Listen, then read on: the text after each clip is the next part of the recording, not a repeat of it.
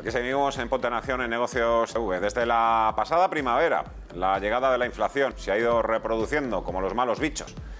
Y a los altos precios se suman la incertidumbre por la guerra en Ucrania, el desmadre de los precios energéticos, problemas en el suministro, el crecimiento en China, ese pinchazo de las criptodivisas del que acabamos de hablar, el SP500 cada vez más cerca de un mercado bajista, y las grandes preocupaciones actuales son el crecimiento económico que se va apagando y la recesión que se ha ido incorporando a los pronósticos. Momentum de la economía y los mercados con Guillermo Santos de iCapital y con Fernando Luque de Morningstar. Hola Fernando, hola Guillermo, ¿qué tal? ¿Cómo estáis? Muy buenas tardes. Hola Fernando. Buenas. Vaya 2 semanas que llevamos, Fernando, ¿eh? Vaya 2 semanas. Sí. Madre mía. Sí, pero bueno, es un poco la hoja de ruta que ha planteado Correcto. la Reserva Federal. Yo creo que tampoco hay grandes sorpresas. Es verdad que las caídas pues pueden asustar a los inversores, pero forma parte un poco del plan de la Reserva Federal, de un poco pues ralentizar la economía, que de momento lo tiene difícil porque la economía americana va, la verdad es que bastante bien. Pero también le interesa de alguna forma, pues, iba a decir, enfriar un poco las bolsas, ¿no? Porque sabemos que hay un efecto riqueza, que el hecho de que cuando la bolsa sube, pues los americanos y los que tienen acciones, pues consumen más, y eso tampoco le interesa a la Fed, ¿no? Entonces yo creo que estamos ahí, yo creo que lo está manejando de momento bien, porque claro, el objetivo es claramente reducir la inflación. Yo espero que hayamos visto el pico de la inflación, pero claro, desde el pico hasta el objetivo, pongámosle el 4 o 3%, pues queda todavía pues mucho camino. Guillermo. Sí, el sentimiento es negativo y mientras el sentimiento permanezca bajo mínimos, como es ahora, pues el escenario no va a cambiar mucho. Nos vamos a mover permanentemente entre rebotes al alza con caídas de nuevo producidas especialmente por el hecho de que, por esto que decía Fernando, al no verse el tope de inflación, tampoco se ve el horizonte temporal final de las políticas de los bancos centrales, y siendo eso así, pues el dinero y los inversores reaccionan pues con excesiva cautela, excesiva prudencia, saliendo de mercado y vendiendo. Digo excesiva teniendo en cuenta los datos macro de las principales potencias, especialmente Estados Unidos, y también teniendo en cuenta que los resultados empresariales del primer trimestre en balance no han sido malos. Pero reitero que ese sentimiento negativo sesga cualquier tipo de, a la baja, cualquier tipo de, vamos a decir, vuelta del mercado a mejores situaciones, y mientras eso continúe es muy difícil que veamos una recuperación sostenible. No obstante, no olvidemos que cada vez que sale un dato macro nuevo, veremos el mercado quizá rebotando o experimentando una nueva caída por ese descuento de escenarios de la política monetaria de la Fed y del BCE. Mejores opciones, os pregunto a los dos, para surfear, para mantener, para aguantar el chaparrón en esa hoja de ruta que ha descrito también Fernando. Bolsa, bonos, parece que la liquidez ahora mismo es de lo que todo, la palabra de moda, ¿no? Lo que está en boca de todos, porque han salido también datos, encuestas, Bank of America, Merrill Lynch, los niveles de liquidez de los gestores globales pues están en niveles tremendamente altos, están sentados en una montaña de liquidez, nos dicen que están a la espera con el dedo en el gatillo también para utilizar esa liquidez. Pero claro, la liquidez también sabemos que no está precisamente bien remunerada, sino muy penalizada. Sí, a ver, yo tendría un poco de todo. Yo creo que esto de construir carteras no es un juego de 0 o 100, es decir, no es tenerlo todo en renta variable o todo en renta fija o todo en liquidez.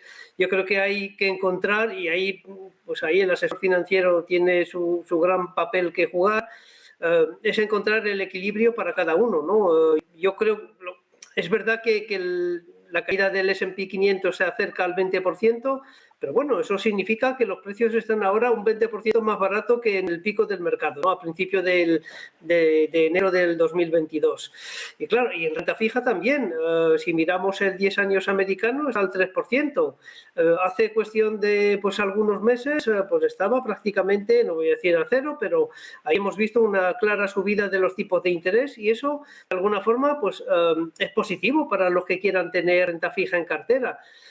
Es verdad que, digamos, en la zona euro pues estaríamos hablando de un 2% para el 10 años. Yo creo que el bono español a 10 años está ahí rondando el 2%. A ver, no es una gran rentabilidad, pero yo creo que para, por ejemplo, los inversores en renta fija o los inversores mixtos, pues es mejor comprar bonos al 2 o al 3% que comprarlo al 0%, ¿no? O sea que algo a nivel de valoraciones ha mejorado. Es verdad que quizás en el pico del mercado, sin tener en cuenta el escenario de inflación y de subida de tipos, las valoraciones estaban un poquito ajustadas, pero por ejemplo nosotros vemos que el mercado americano está un 10% infravalorado. Es verdad que es un proceso de descuento de flujos de caja a varios años vista. Quiero decir que no es el fin del mundo y tampoco hay que pensar en que la bolsa pues se va a ir a los infiernos. De hecho, yo creo que lo que hay que seguir es un poco el dato a dato a lo largo de estos últimos meses y yo creo que cuanto peores las noticias, mejor le irá a la bolsa. Es decir, estaba comentando que la economía americana pues está todavía muy fuerte y eso hace que el FED no tenga reparo en subir agresivamente los tipos de interés, pero llegará un momento en que la subida de tipos de interés va a afectar a la economía y claro, ahí la FED seguro que dirá, vale, pues aquí ya estamos consiguiendo algo, consiguiendo una ralentización del crecimiento económico, que eso pues entiendo que pues afectará positivamente a la inflación en el sentido de que la inflación va a ir bajando cada vez más, ¿no? Entonces, estamos ahí en un tira y afloja, pero yo creo que no es el momento de estar todo en liquidez o todo en renta variable, ¿no? Hay que encontrar el justo equilibrio. Guillermo, bonos, liquidez, bolsa.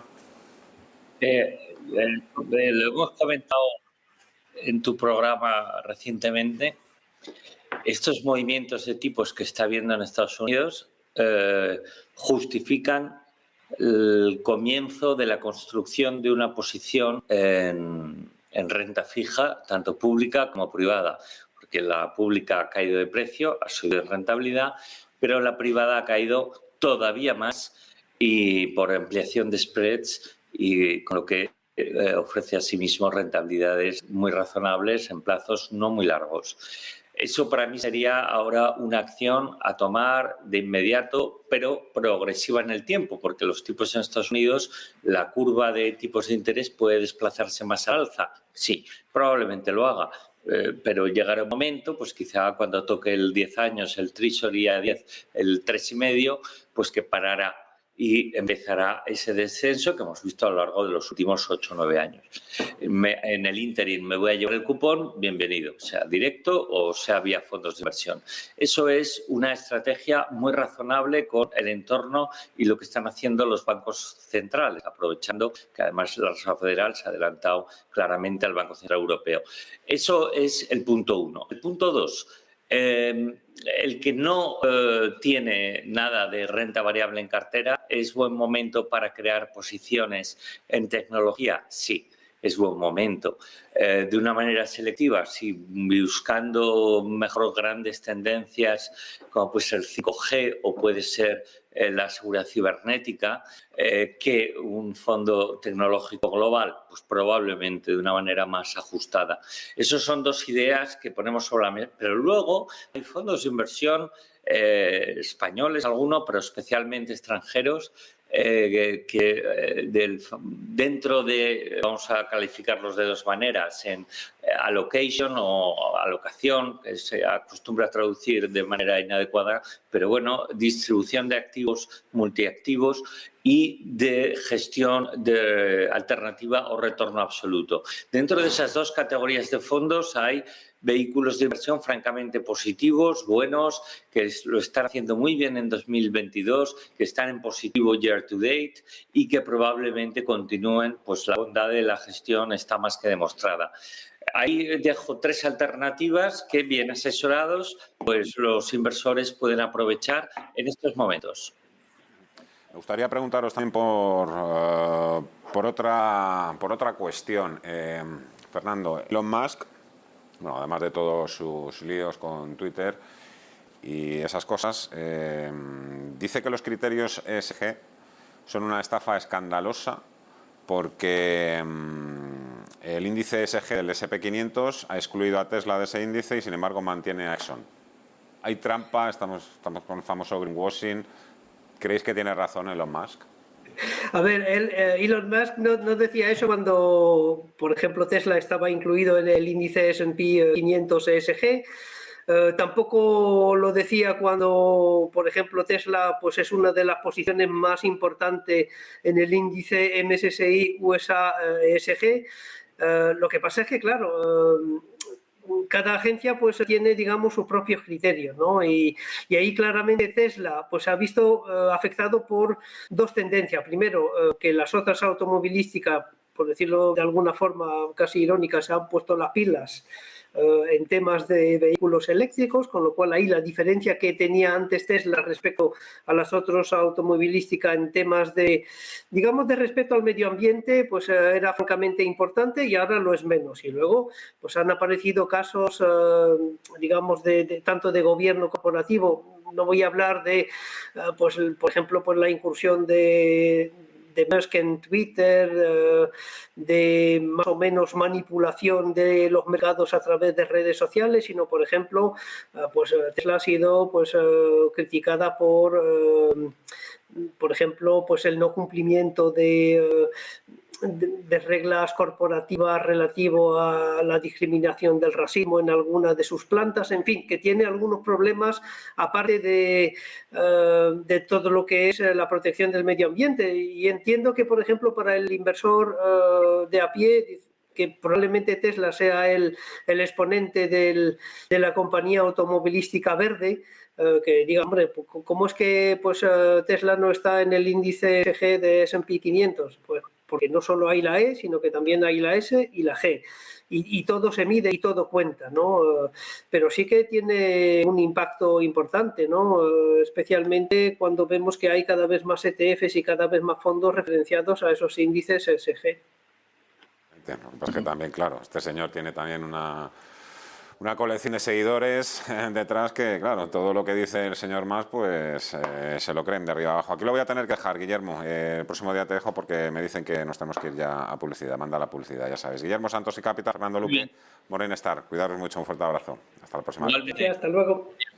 Hacemos una pausa y seguimos. Nos quedan todavía días de trading con Javier Lorenzo de GPM y con David Galán de Bolsa General. A ver qué nos cuentan, a ver si mejoran o no las constantes vitales en la bolsa. Hasta ahora.